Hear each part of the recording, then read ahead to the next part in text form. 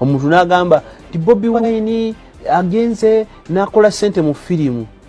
Obwavu bwe bukwogeza obwavu kati butandise okukenenulamu amagezi. Omusajja atakola. Akaseera Gen.M7 n'abakungu mu gavumenti ye ke bayitamu mu kiseera kino tebakayitangamu ebbanga lyonna. Oyinza obutategeera kikiri mu State House naye omuliro ogwakirayo gukira gwe baali balabye ebbanga lyonna. Era nga njagala kugamba Bobi Wine byonna Byeyasubizza Okola Gen.M7 abimukoze. Oyinza okumbuuza Sajjime kikyoyogerako era kikyotegeeza. Tambula nange mu story eno otegeere butya Bobi Wine bwakosezza gavumenti ya Mwami Museveni n'abakungu abaali beegirisa nga bwe bafulume eggwanga we bafuluma we bayingira ensangi zino oba mu kiseera kino bw'obabuuza ebigambo byabakalira dda ku matama. Newankubadde kiyinza okubeera ekizibu abakulu bano okuvaayo bajje batunnyonnyole akaseera ak'akazigizigi n'ebizibu bye basanga mu kiseera kino, era bagenda kusigala nga beekaza naye nga mu mitima gyabwe gijjudde ennyiike, era Bobi Wine bamulabanga ekintu ekyajja okubamalako emirembe. Nti Bobi Wine aleetedde n'ekiseera kya Gen.M7 okukendeera mu byobufuzi oba okuva ku ntebe.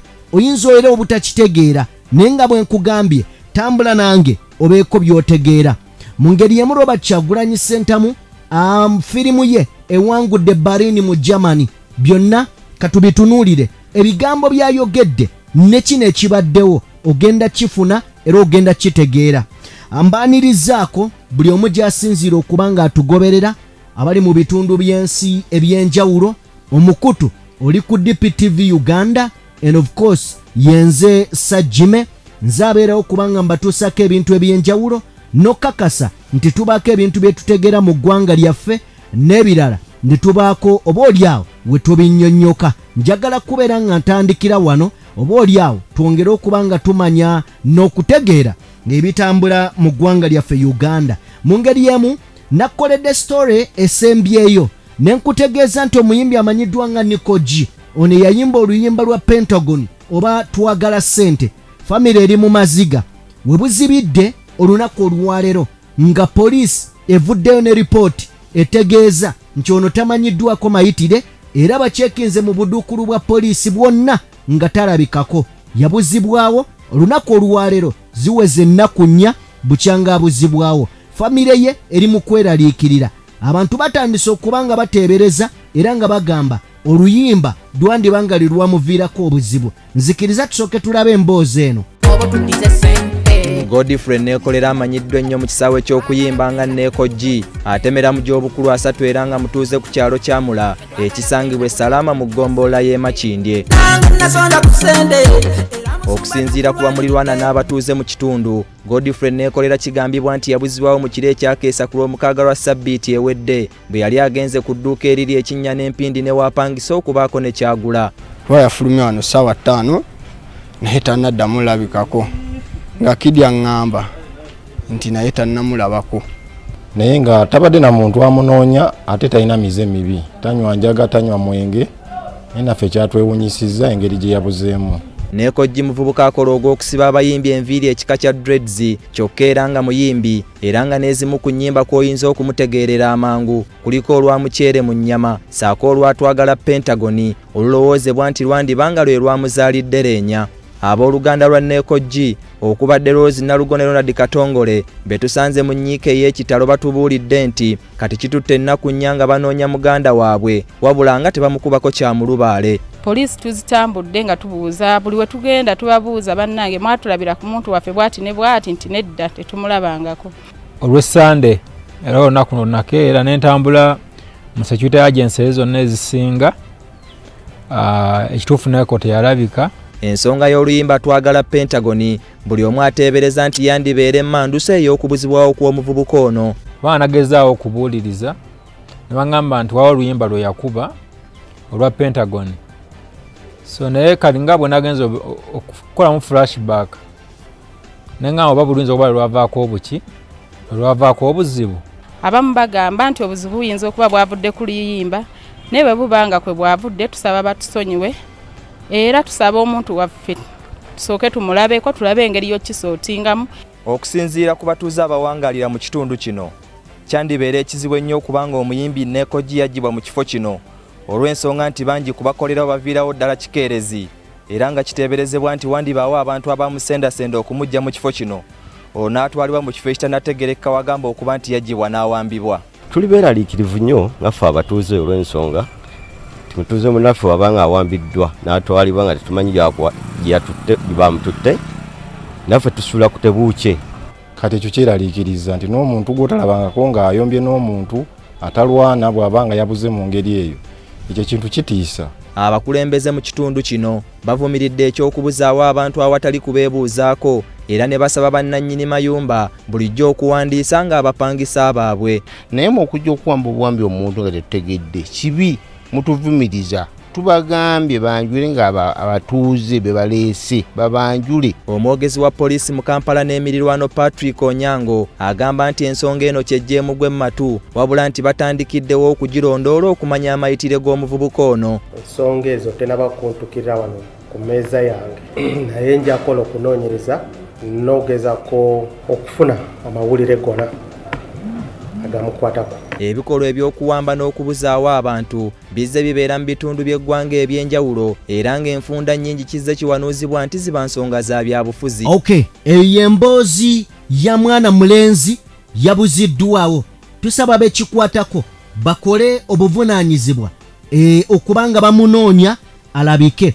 Munzikirize bwe tuba nga tuvuddeko eyo twolekereko munda mu ggwanga erya Bungereza eri Secretary General w'ekibiina kya NUP amanyiddwa nga David Louis Rubongoya gye yagenze mu lukuŋŋaana olw'okukulaakulanya abakyala okuyimusa abakyala nabo bateekebwe ku mwanjo mu by'obufuzi ne mu ofiisi ennene okuva ku levo ez'aba MP, akansala n'entebe ennene babe nga bagitunulako. Okusinziira ku David Louis Rubongoya n'obubaka bwatuteeredde ku mutimbagano ategeezezza nti ali mu ggwanga erya Bungereza mu kibuga Landon mu Westminster era nga yagenze kubeera nga representing a National Unity Platform era nga focus yaabwe oba conference eno efokasinze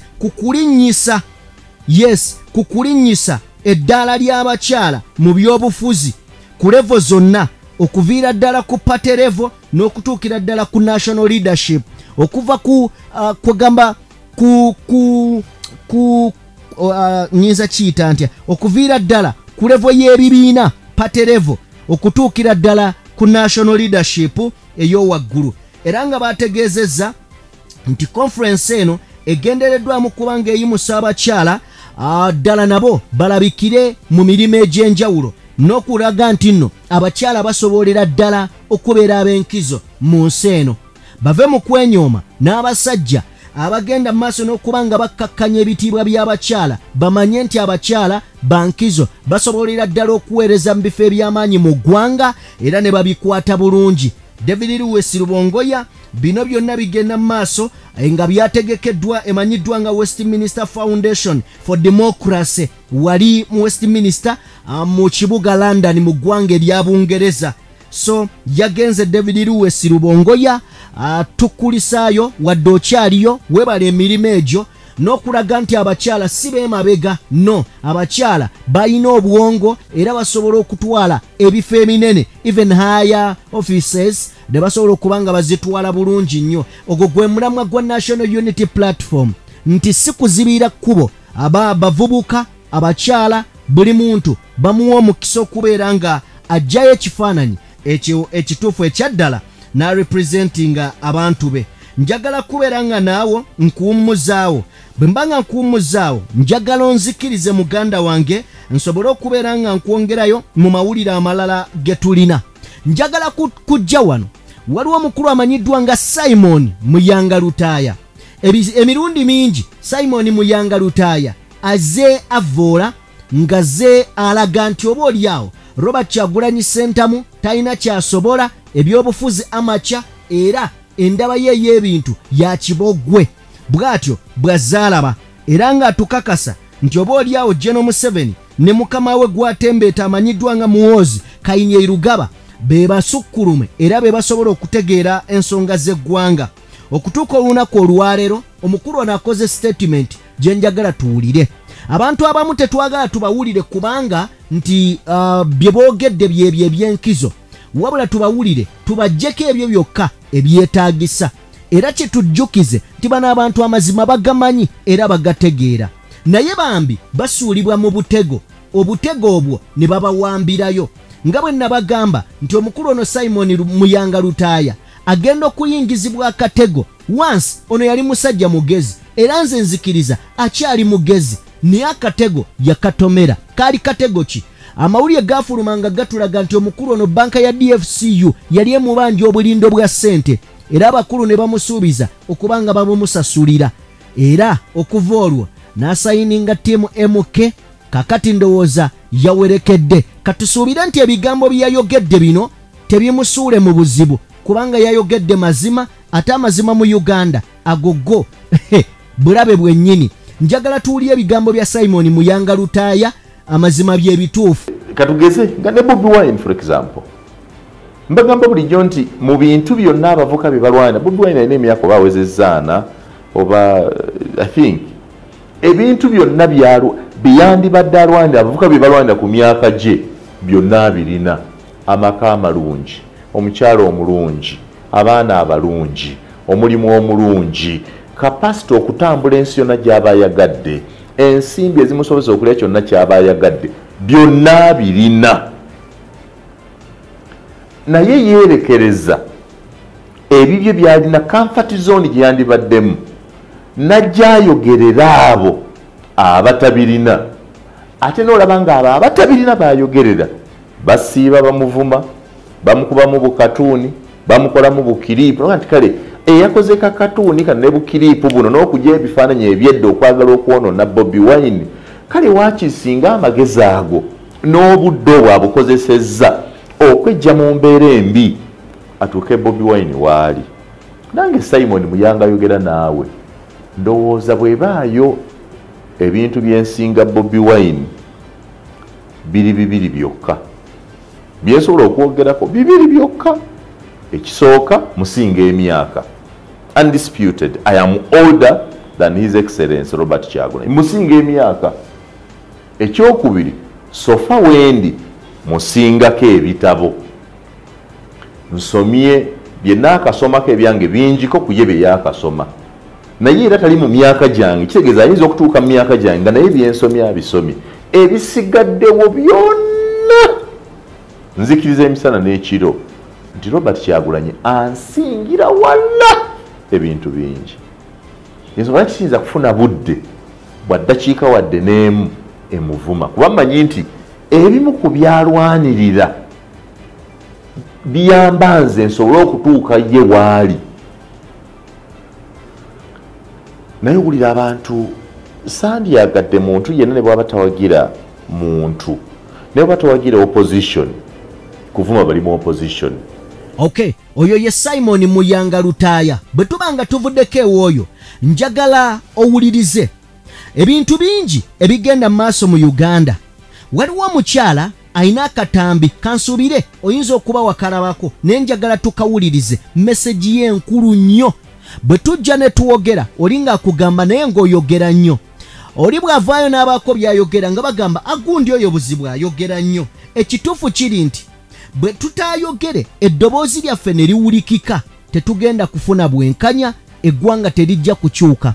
Era omukyalo ono abadde abuuza, mumanyi lwaki abantu nga Dr. Besigye, abantu nga Robert Kyagulanyi Ssentamu bo tebasobola bakolako bulabe? Because boogera ebyo ebigambo bibakuuma. Naawe bw'okera ku makya n'oyogera osobola okubalibwa nga activist, kiseevinga obulamu bwo eri mu mawanga ag'abadikiteeta oba mu byobufuzi, naddala bino ebyekiyiwa musaayi. Omukyalo ono alina ebigambo ebirungi byenjagala tuwulirize. Nyinza akola wano naawe ampuliriza, bino ebigambo bikulu bitukwatako. Tuteekeddwa okwogera, tuteekeddwa oteekawo eddoboozi, tuteekeddwa okuteekawo ebyokulabirako. Katubifune. Don't say you have spoken, you have not spoken. Uganda has not spoken. We know countries that have spoken. Sri Lanka got up and said we have spoken. Stop saying you have spoken. Speak. The ones that have dared to speak are living in freedom.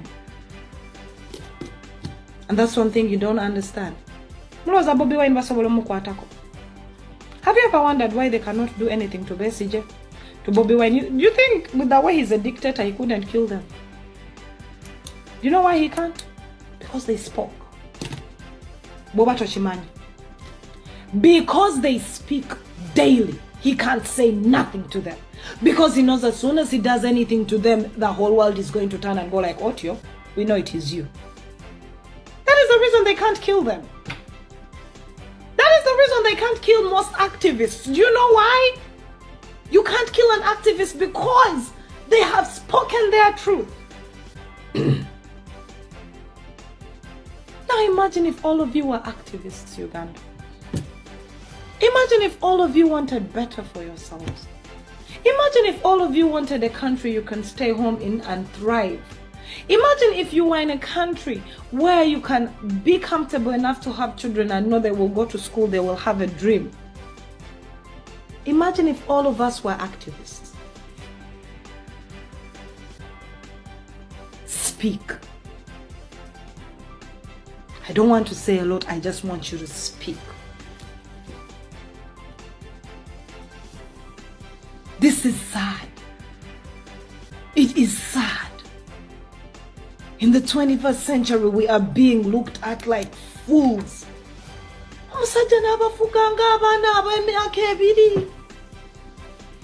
He dictates what you eat, how you sleep, what education you get. You have no say. If you have no say, then all of you get out of Uganda, Mujireke. But you have no right to come out here and begin saying, oh, Batulunzengante. No, no, no, we are the problem. We are the problem. Bulimna Uganda aliyeyo wetu nulile mwendabirwamu. Museveni siwe buzibu, gwe buzibu. You are the problem. The fact that you don't want to ask for better, the fact that you don't think you are worth better or more. And then you come to radio stations. Okay, kakati akonga tukavuddemu. Njagala wano we tuba tugenda obulungi era we njagala owulirize. Bino ebigambo mbikugambye oba natandise ne biri ebigambo nga nkugamba Gen.M7 tafunangako kaseera kakazigizigi nga bwakafunye ku mulembe gwa Robert Kyagulanyi Ssentamu. Gen.M7 ebbanga lyonna abaddenga afuna sente, ebbanga lyonna abaddenga ali mawanga g'abazungu nga gezaako kugategeeza era nga galaga obulungi Uganda bweri. Wulira, Robert Kyagulanyi Ssentamu okujja kwe ebimu ku bigambo bye yayogera yategeeza nti tuteekeddwa okukakkanya n'okusala buli mukutu na buli payipu eyingiza ensimbi za mwami Museveni. We twogerera ng'ebitongole nga IMF, World Bank tebikyateekayo nsimbi. Nakoledde story gye buvuddeko ne nkutegeeza nti eggwanga erya America lyagala kusala oba kuggyawo obuyambi obwa biliyoni eya dola bweteeka mu byobulamu buli mwaka. Ekyo nno kya bulabe. Wabula mu kusannyalaza abakulu bano abali mu buyinza kubanga zino sente zijja ze zigula ebyokulwanyisa n'okubonyaabonya bannansi. Wulira nti Robert Kyagulanyi Ssentamu enteekateeka zino n'akatambi k'ogenda okulaba yasinzidde mu ggwanga erya Germany mu kibuga Berlin era nga bino ebigambo njagala obiwulirize. Yategeezezza nti ekiro ekikeesezza olwaleero oba ekiro ekyajjo documentary yaffe emanyiddwa nga Bobi Wine the People's President yawangudde award eza Best Political Film of the Year. Best Political Film of the Year mu Cinema for Peace Award 2024 in Berlin. Mu ngeri y'emu yagenze maaso n'okubanga agamba tuli basiimu okulikogonizingibwa alongside former UN Secretary General Ban Ki-moon. Nagenda maaso n'okubanga ategeeza tuli basiimu okulikogonizingibwa nga tuli ne Secretary Hillary Clinton and His Holiness Papa Francis. Wuliriza, bano be bantu abatambulirako ensi. bwe twagera ku papa Francis kitegeerekeka. Hillary Clinton mumanyi kye kitegeeza. Former UN secretary mumanyi kye kitegeeza Ban Ki-moon nti Bobi Wine asinkana abantu ab'enkizo abo abazze batunuulirwa ensi. Bw'otunuulira olunaku olwaleero nga Gen.M7 atuuse ku level esindika Nobert Mao mu ICC International Criminal Court oba oliawo adifendinge kino nno genda okuba nga asindika Nobert Mao ng'amaze okuweerezebwa ekiwandiiko kiba kuntumye oba oliawo nga yeetaagibwa n'asooka aweweezaako ng'asindikayo Nobert Mao. Robert Kyagulanyi Ssentamu ateeredde ddala Gen.M7 mu katu. Oyinza obutabitegeera nga mbikunnyonnyola naye abali mu State House kino bamanyi kye kitegeeza okubeera nga Bobi Wine mu kiseera kino asinkana abantu abafaanana bwe bati. Era nga ebimu ku byenkugambye Byeyasubizza amazima gali nti oyinza obutabiraba leero naye abakulu bo babifiiringa. Era njagala kutegeeza nti olugendo lw'abakulu bano okubanga bava mu buyinza bo balulaba, mwe muyinza okuba temululaba naye balulaba. Gen.M7 ebbanga lyabala okubanga afuga Uganda amazima gali nti mu kiseera nga takyafuna ssente luba lukalubye. Ensi babadde bagirwaningira ku ssente, ensi babadde bagirwaningira ku kubuzaabuza. Kakati omwana yajjawo kateni eya black eyali ezibye bannayuganda okulaba, ate ekibi eky'obulabe n'ajjawo ne kateni eyali asibye abantu okwetoolola ensi yonna okumanya. Ekisingira ddala okuba eky'obulabe yajjawo omudidi gw'ensimbi ogubadde gubaweebwa. Kyova olaba bawammanta buwammansi ne bagendako e Russia ne bajja ne bagendako e China ne bajja bali mu kwetoololera awo kamunguluze abakubira awo. Robert Kyagulanyi Ssentamu ali mu Berlin kyesimanyi oba avuddeyo leero wabula nga ekiro ekikeesezza olunaku olwaleero abadde mu Berlin era nga awangula award gyagenze maaso n'okubeera nga awangula. Bino n'ebigambo byeyayogereddeyo yagambye na award sijja gamba nti nno twakola documentary eno kufuna award zino naye ate nakyo tukisiima okuba nga twagifunye naye mu ngeri endala n'ebimu ku bye twali twagala firimu eno kwe kutambula ebun'amawanga oba oliawo twali tuyisaawo kye yayise okusimagolinga oba oliawo kwegamba ekifaananyi kya Uganda bakiyingize mu mawanga g'abazungu era nga firimu eno ekoze bulungi nnyo okubeera ng'etuuse mu buli kanyomero. Kino kye twagala era kye twagala ensi erabe. Uganda butya bwefugibwa, Uganda butya bwetambula. Ye Robert Kyagulanyi Ssentamu ampuliriza firimu eno yawangudde katulabe ku mukolo nga firimu eno yeegazaanya era nga Robert Kyagulanyi Ssentamu oba oliawo awangula award eno nga bagimukwasa n'ebigambo byayogedde katubifune. As Sharon said, that we ever thought was possible. Thank you both so much.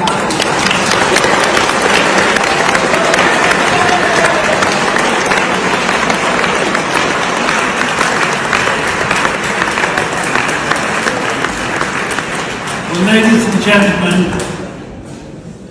from the person who should be the President of the United States to the man who should be the President of Uganda, of realising what the people of Uganda need. Ladies and gentlemen, on the same stage as Hillary Clinton, Bobi Wine.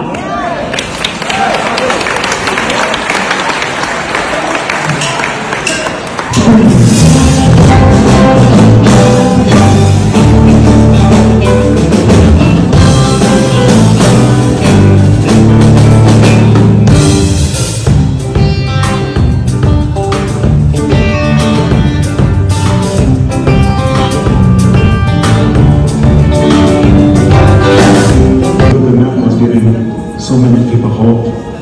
She did not have peace. Thank you. Thank you for your word. Millions of people have so much hope because of you and all the parents have lost their children, believe that their children are in heaven. And you give people so much hope and inspiration. I give back to you again. I need strong. You praise. I need. We will all praise you. Thank you.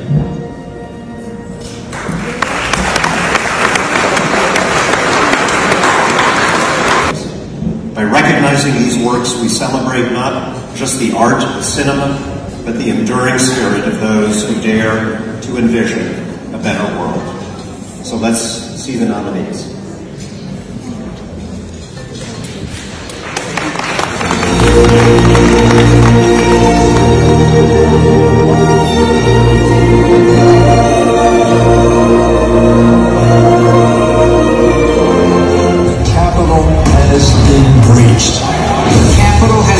Or in danger. You have to leave the chamber. Lock the doors. We need to move now. Go, go, go.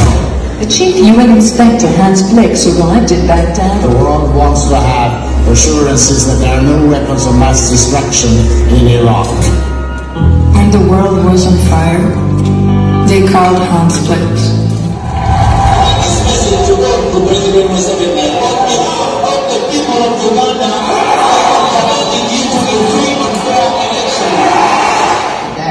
We are the meanest country in the region. But China does not want the world to hear our story. You okay? If you look closely, you'll find something tragic is happening. When I went to Musha myself, there was this silence of pride.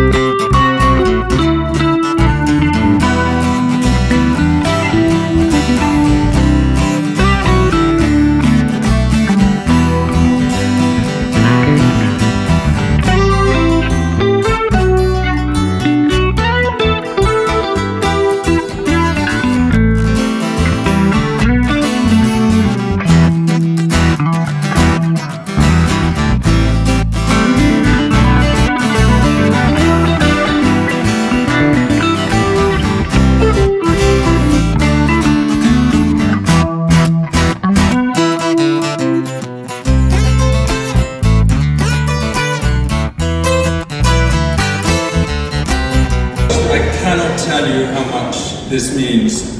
The person I want to mention the most is my co-director, Moses Boyer. Moses is not here tonight because he's seeking political asylum in America. He cannot return to Uganda.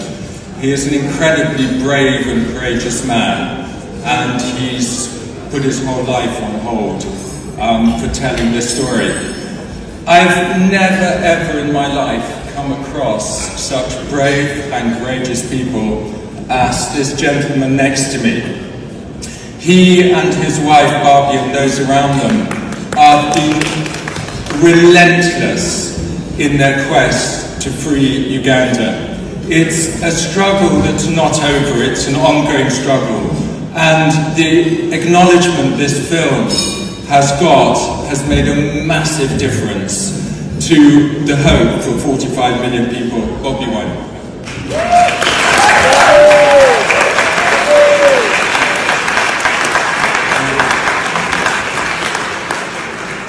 Honestly, I was not ready for this. I am so humbled. Christine mentioned that we did not set out to make an award-winning film. For us, we were just telling a story of our nation, Uganda, fighting for freedom and democracy.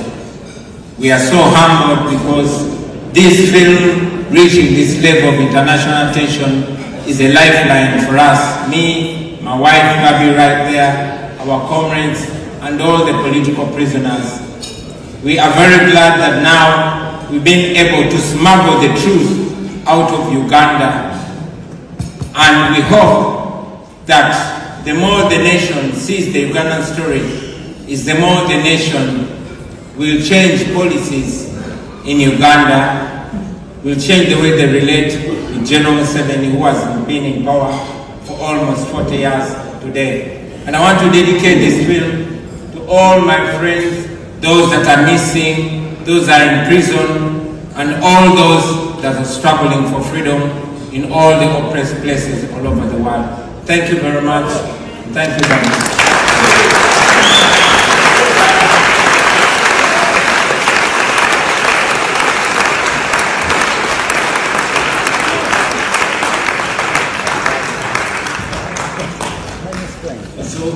Okay, ako ke katambi kansubire nti nno okategedde era okalabye bulungi.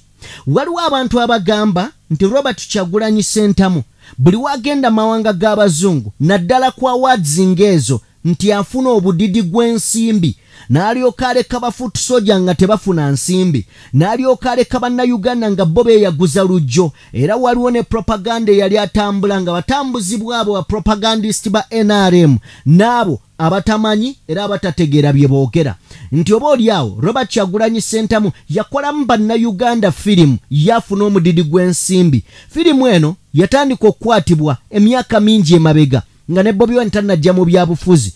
Kakati waliwo omukulu amanyiddwa nga Gabriel Bule munnamawulire atumukulisaayo yakava mu mikolo egy'embaga ndowooza kwanjula. Bule kulikayo webale kusalawo n'ofuna omukuumako omulungi omufumba ttooke ekyo kye kitegeeza okkula n'okusalawo era n'okubeera ekyokulabirako.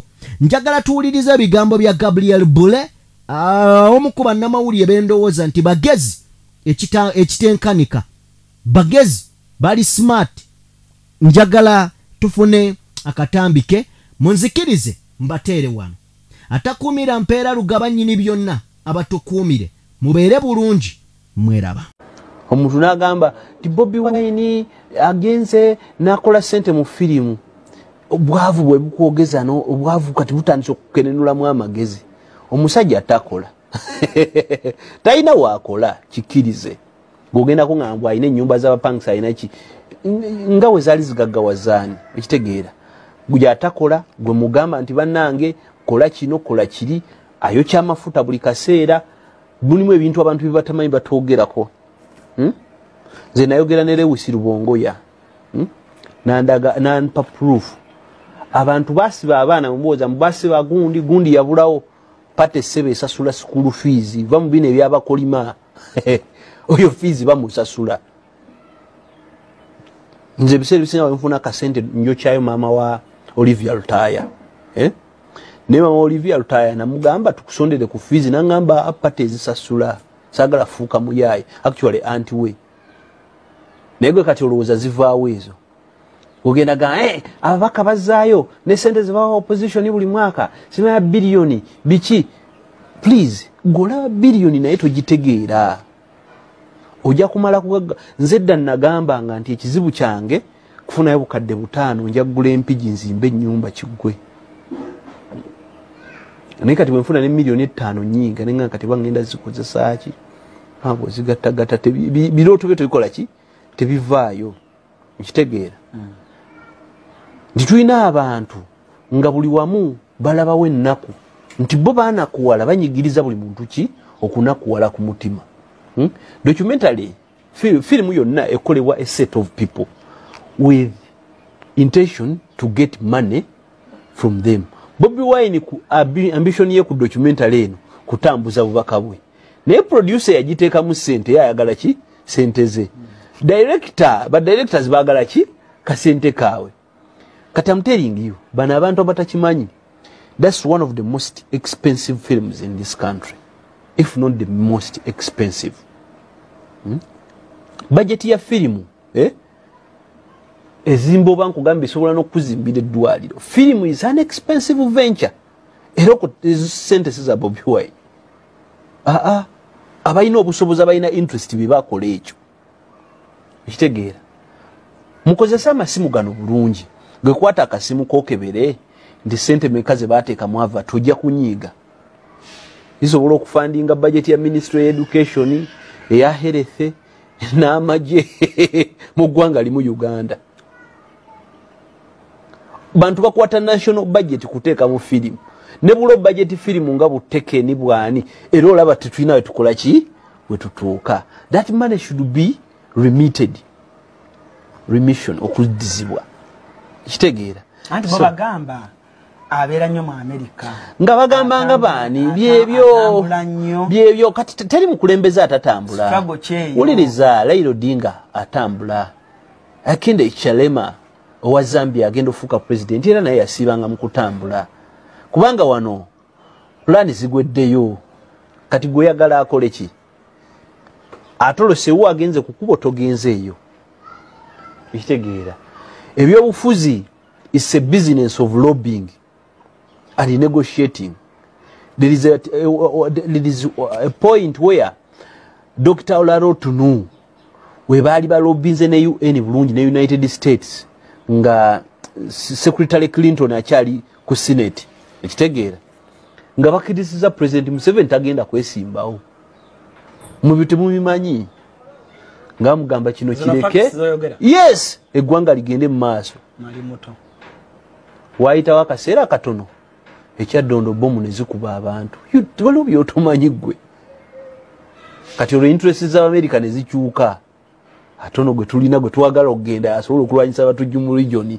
Tosobola kulekera abatujju balekere Salva Kiir mu yadditi obese ekiseera ekyo wali oluhonti Kabila nga tosobola baleta Kagame kubanga Kagame yali mu bad books.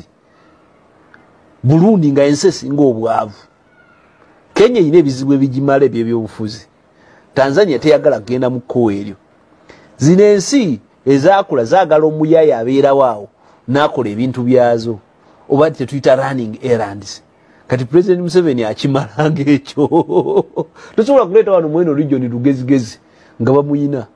Bajja mukubira essimu bamugambe tukuwadde ssente gwe kwata amagye go here. Genda tukuumire Congo. Tetwagala mu China. Tetwagala mu Russia. Goloza tugende Congo okubakuuma mbu tubaagala nnyo. We are serving other countries to keep other countries' interests at a fee. Kacha wewe. So ndowooza y'abana Uganda nti omukulembeze agenda kutuulaawo atuulaawo era mukaabe. Bano bana Uganda be bantu abafaanana nti sebo gwani Alani Cruz ekitegeera nti olwokuba oyogera kukola ki oba nkugambe ntya nti oba olwokuba olwanira ddembe ly'abantu musimanze n'okugeza n'ogaa nti olwanira banaku baba baagala n'abanabo baveeyo mu miziina wali eri. Kati bannayuganda mulimu bannayuganda abategeera nti Solomon Kampala alina okujja ng'ali wali yenna asobeddwa ali mu UPE nammwe. Tebikola bwe bityo. Leadership is a sacrifice. Era kyolina okutegeera. Kati gwe kyongamba nti Bobi Wine singa badde si munnabyabufuzi nti ng'asazeewo okugenda mu Amerika yandibadde tagendangayo kubanga ekyamuzimba si byabufuzi. Ekyamuzimba kwagala kukyusa ggwanga. Ekyokukyusa eggwanga kyekyamuyingiza mu byobufuzi naye alina career yamukutuusa wakola ki waali okitegeera. So tuleme kukolima. Bannayuganda tutuuse mu mbeera nti